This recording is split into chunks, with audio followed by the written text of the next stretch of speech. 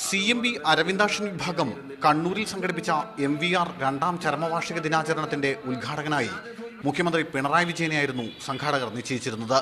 എന്നാൽ തിരുവനന്തപുരത്ത് ചില തിരക്കിട്ട പരിപാടികളിലായതിനാൽ ഉദ്ഘാടനത്തിനെത്താനാവില്ലെന്ന് അവസാന നിമിഷം പിണറായി സംഘാടകരെ അറിയിച്ചു. തുടർന്ന് ഉദ്ഘാടന പരിപാടി വീഡിയോ കോൺഫറൻസ് വഴിയാക്കി. എന്നാൽ ഉദ്ഘാടന പ്രസംഗത്തിലെവിടെയും പിണറായി MV രാഘവന്റെ പേര് പോലും പരാമർശിച്ചില്ല. സംഘപരിവാർ സംഘടനകൾ ഇന്ത്യയിൽ നടപ്പിലാക്കാൻ ശ്രമിക്കുന്ന വർഗീയ നിലപാടുകളെക്കുറിച്ച് മാത്രം പരാമർശിച്ച് പിണറായി ഉദ്ഘാടന പ്രസംഗം അവസാനിപ്പിച്ചു. തീവ്രവാദത്തിലേക്ക് ആളുകളെ ആകർഷിക്കാനുള്ള പ്രവർത്തനങ്ങളും സംഘടിപ്പിക്കപ്പെടുന്നു. അത്തരമൊരു സന്ദർഭത്തിൽ ഇങ്ങനൊരു സെമിനാർ സംഘടിപ്പിച്ചത് തികച്ചും കാലോചിതമാണ്.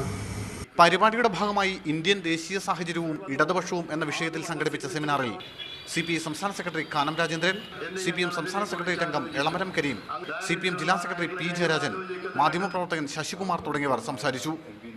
മീഡിയ 1 കണ്ണൂർ.